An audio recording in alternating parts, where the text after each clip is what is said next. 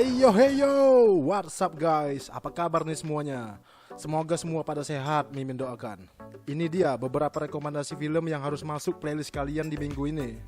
Oke guys, langsung saja, nggak pakai lama, nggak basa-basi, nggak berlama-lama, nanti jadi basi.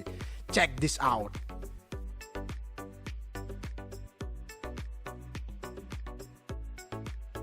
You guys discovered a comet? I have a tattoo of a shooting star on my back. Oh, that's terrific. Film yang disutradarai Adam McKay ini bakal banyak diperankan oleh beberapa pemenang ajang bergengsi Oscar seperti Leonardo DiCaprio, Jennifer Lawrence, Mark Rylance, Meryl Streep, dan aksi gokil Jonah Hill. Bergenre dark komedi dan juga satir tentang dua astronom yang berupaya memperingatkan umat manusia lewat media soal kedatangan Jamet. Maksud Mimin komet guys.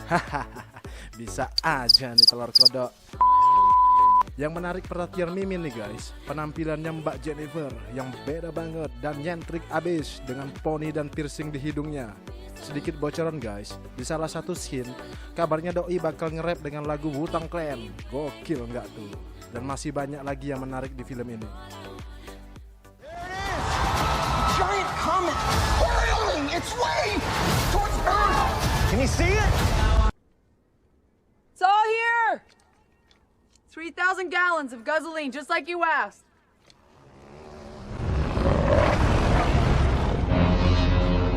My name is Max. Tayang di tahun 2015, garapan George Miller ini dibintangi aktor keren berbakat asal Inggris, Tom Hardy. Dapat memanjakan mata kita dengan aksi kejar-kejaran berbahaya, hot rod bermesin V8. Bertahun-tahun setelah runtuhnya peradaban, Immortal Joe memperbudak orang-orang yang selamat dari kiamat di dalam benteng gurun, dengan Furiosa memimpin sebagai panglima perangnya, menjarah apapun dari makanan, manusia, hingga air tete. Iya guys, air tete atau ASI, semua deh pokoknya, parah banget. Tanpa disadari, Furiosa menjalin aliansi dengan Max, seorang penyendiri dan mantan tawanan, untuk melarikan diri bersama dengan kelima istri Immortal Joe. Dibentengi dalam truk besar berlapis baja, Warwick, mereka mencoba untuk melaju cepat dari para konvoi antek-antek fanatik delusi yang kejam, melalui luas dan gersangnya gurun. Apakah berhasil? Pantang untuk dilewatkan.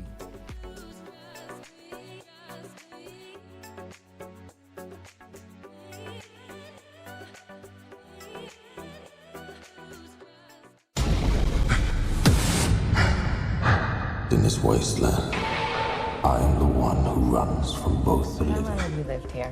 Too long.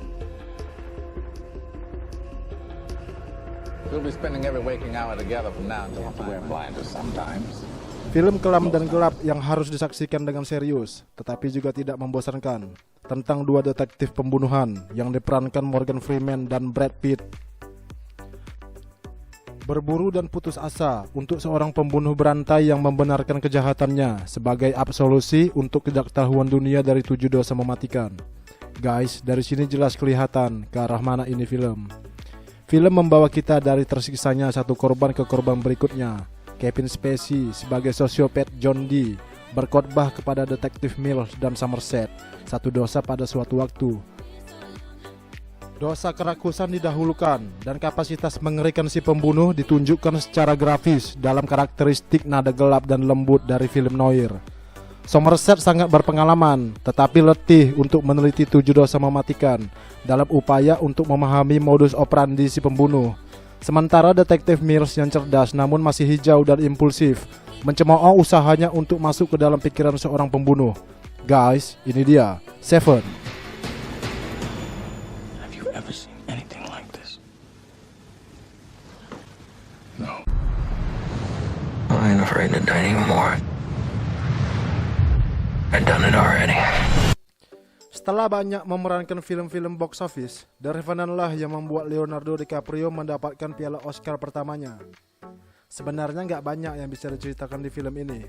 Tidak seperti banyak film Leo yang dapat membuat kita berpikir keras, film ini mudah dimengerti dan dipahami. Tapi dengan sinematografi terbaik versi Oscar ini mampu membawa kita merasakan apa yang terjadi sepanjang alur cerita. Dengan konsep one shot di beberapa scene, semakin meyakinkan penonton bahwa ini adalah peristiwa yang terjadi secara simultan dan tanpa jeda.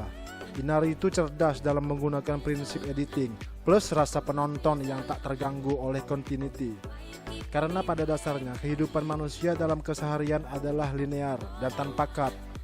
Perhatikan adegan saat Caprio bertarung dengan beruang. Hembusan nafas Caprio yang mengenai lensa, bahkan cipratan darah di lensa pada scene perkahlian terakhir.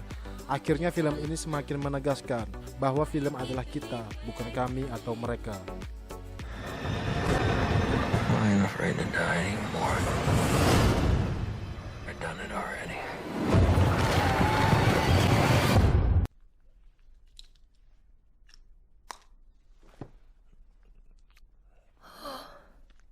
뱀이다.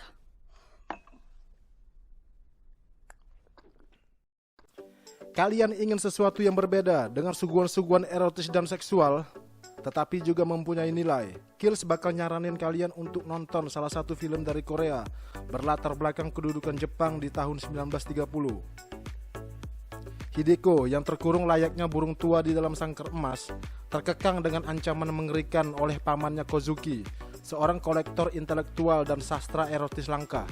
Waduh, paman seperti apa itu? Mesum banget anjing. Kills nggak kebayang sih gimana perasaan Hideko, dan tentu saja tampak menjadi sasaran empuk bagi Fujiwara, seorang penipu yang menyamar mempekerjakan pencopet muda cekatan Seok-hee untuk bertindak sebagai pelayan. Terdapat 3 bagian di film ini. Singkat cerita, ketika penipuan yang rumit akhirnya membuahkan hasil, dia berencana mengirim Hideko ke rumah sakit jiwa.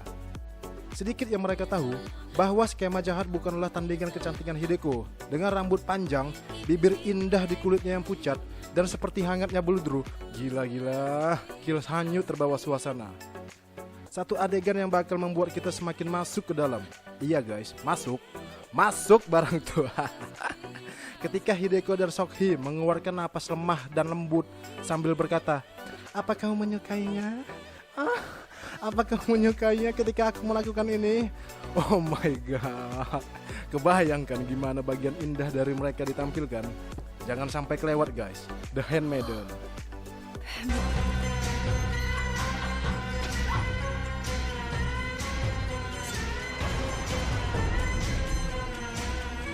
Sampai di sini dulu guys. Thanks for watching. Bye bye.